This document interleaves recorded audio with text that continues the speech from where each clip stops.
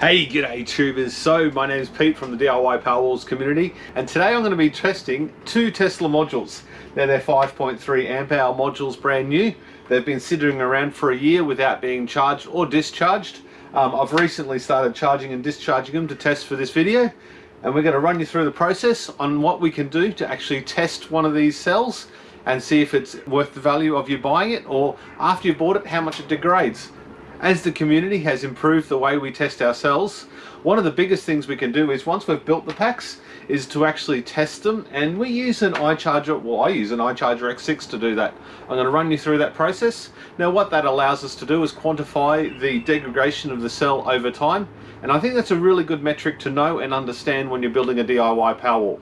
But before we get started, we're going to have to clean up this mess so we can get the other Tesla module up here and get it tested.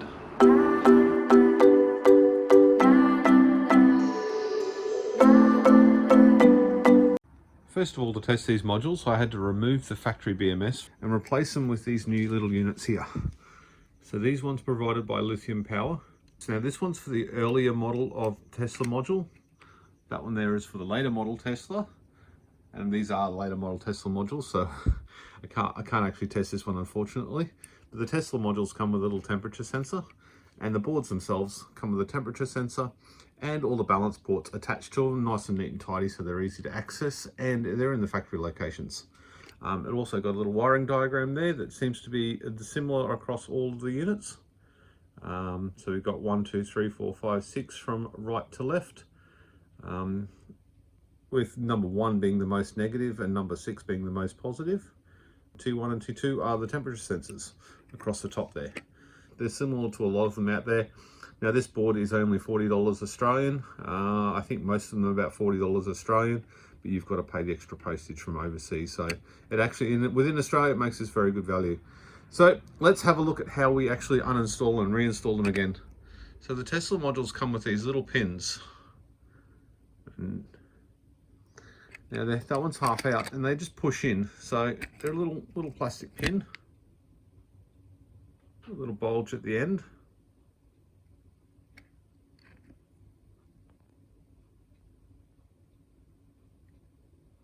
They're quite easy to remove once you work them out. When they go in, they just slide in. Now I'm not going to push them all the way in because I don't want to make this a permanent installation. And then it's got a little tiny locking pin that slides into it as well. Now to take that out, as you can see from that one, the end's a little bit squished up. Over time I've just tried normal pliers and then pointing those pliers. But what I've found are a good pair of side cutters. Just really gently grab the end, and then they slide out. So that's the best way I found to actually remove those little pins. So you remove the center one first, you slide it out, put it somewhere safe so you don't lose it, and you slide the next one out after that. So, and that's nice and easy to remove. Let's have a look at the back side. And this is the earlier model. So we've got the pins up the one end, they're clearly labelled, although I can't focus on them. We've got the temperature sensor there and the BMS leads there. Now this particular module is a little bit later one, where it's got the 2 plugs, top and the bottom. And then it's got the balance lead going up the top there, and there's another one on the bottom. Kind of found it interesting to see that the actual balance leads themselves were all fused as well. So that could do something for our other batteries as well, or maybe why we actually do it. It's very neat, sonic welded, I believe. Right, let's move on to this installation. Now, I'll be using an iCharger. I really like this unit. This has copped an absolute flogging over the last year, and it's still going strong, and we're doing a lot of regen discharges. So by regen, what we've got is we've got a couple of modules here. We hook this up, which I'll go through in a second, and we actually, instead of discharging to heat or to a resistor or something like that, it actually discharges back up to a battery. So for those that don't know, this is I call this my shed battery, or my workshop battery. So we've got 7S and we've got 80p in each one, and they're actually joined up, so they're 2 batteries, and that gives me about 10 kilowatt hours of storage in my workshop. So that little inverter there usually runs all my lights and my computer and stuff. Unfortunately, it's a little bit noisy when I'm working this close to it. The tests that I've run so far, This is a really basic test, right? But there's nothing complicated about this. You can get an iCharger, I believe, for about $100. And you can run it to any battery. You could run it to a car battery, your own Powerwall, forklift battery, or whatever you want. And if you don't have a Powerwall or something like that, it'll actually do about 6 amps discharge on 1S, I believe, just with the resistive load with inside of it. But that fan runs flat out. And if there was one complaint, if I was stupid critical about this device, the only problem with it at the moment, after a year of use, is the fan's noisy. But you get that right, it's a perishable item. Now let's get to the connection. Connection, I've got just the stock leads I got from the iCharger when I bought it, and I've just put some ring terminals on each end to hook it up to the battery. Now I did have some nice big heavy duty alligator clips, and there just wasn't the right connection. They were getting quite hot. You can see here, I can't remember the temp range, but I'll put it on the screen below. The temperature of the actual alligator clips got way too hot for my liking. So I changed to these little ring terminals. They are cheap ring terminals, but they do the job quite nicely. Now I also had to clean up all the terminals and make sure I had nice positive connections. And that's a 13mm bolt if anybody is interested to know. Now these little Molexes are how you connect it up. It's got the same pin out, so this little clip will work for both Gen 1 and Gen 2 batteries. And that just plugs into the top. And we've just got that hooked up to a 6S balance lead. Now, they're pretty easy to make. You just grab one of these crimpers off eBay or the like, and then you make up your little terminals. It's just making a plug nice and easy. So hook it up there, and then you've got the USB, goes over to the computer. However, that is, keeps dropping out just because of the vibrations, I think. It doesn't make a good connection. We've got a connection there now, but after about an hour or two, it just sort of disappears. And then going back up to the battery, we've just got XT60 onto the standard leads that I got with it, but I've shortened it down and put some XT150s there, and then hooked it up to some 8 gauge 200 degree, and that's all silicon coated wire. And then I take the negative up to the battery up there and the positive to there. So if I was to charge this battery up, it's already charged back up again. So I just charge it up, click the little button, charge, yes, and then away it goes again. They've only got about 8 millivolts of spread between all those cells, so it's nice and close. Now to run a discharge test, I just close that off. Now I'd run through all the settings and stuff with that to set it all up. Unfortunately, I think I'd do a pretty poor job. Now Mike from LithiumSolar has done an extremely good little guide to actually setting this iCharger up. And it's actually my go-to reference. Every time I try and have to work something out, I go back to it, and I'll link that in the description below. It's really worth a look, and he provides some very good content and some good reviews on batteries and stuff like that. So if you're interested in finding more out about that little device, head on over to LithiumSolar and have a look in the link below.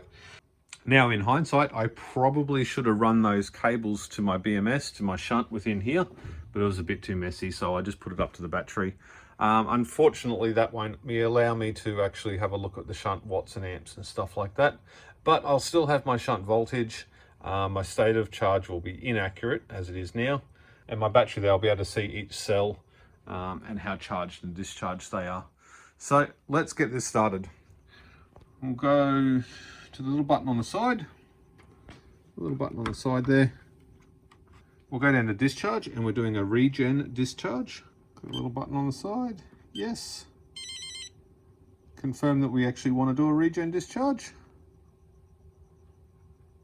Yes. And there we go, we're away. That's pretty much all we've got to do to test this battery. Now I have started recording this, and I'll provide any data I can out of this screenshot. I'm fairly confident it's not going to last more than a few hours before it drops out. Maybe, gets to about 50 amp hours or so, and then it stops.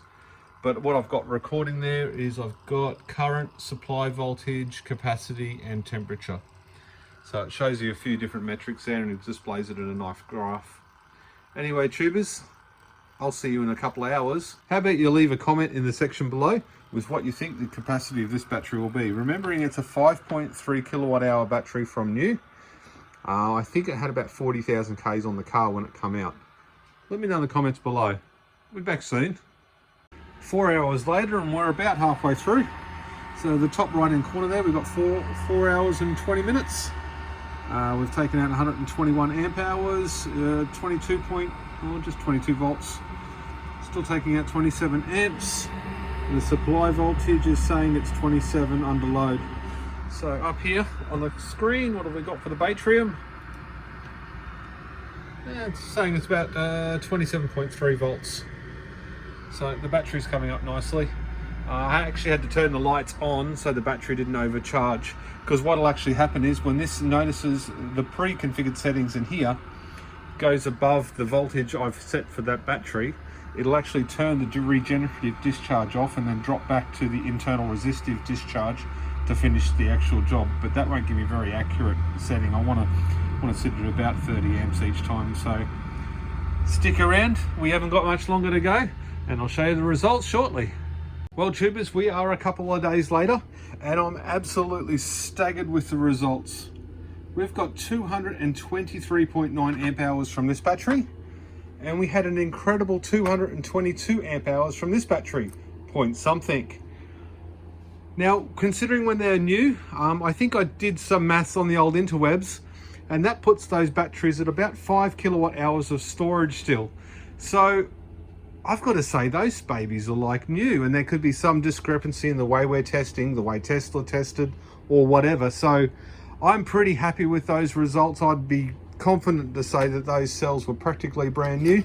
I'll continue to use these lithium power boards, well, not this particular one, but certainly that one. And I'll continue to recommend or not recommend them as time goes on. If you'd like to contact me in the future, or 1, 2, 3 years down the track, and ask me whether I still use them, whether they're still a good device, I assure you I will always be honest, even though these units were provided for purpose of review. So one more party trick of the iCharger, we have got, so what is the voltage now? It's 18.6 volts. So what we can do is I want to return these in good condition, so we don't want to be at low voltage and we don't want it at high voltage. So we can go into here, and then we can go down to storage, click yes, and what that'll do now is it'll charge or discharge the battery as needed to what is it, 3.7 volts I believe. So it'll automatically do it. If it's a high cell, it'll take it down. If it's a low cell, it'll take it up and then put it into storage mode. So I have to do that on both batteries, but I'm going to call that a video. Thank you very much for tuning in, tubers, and I will see you on the next one. Hopefully that one's next.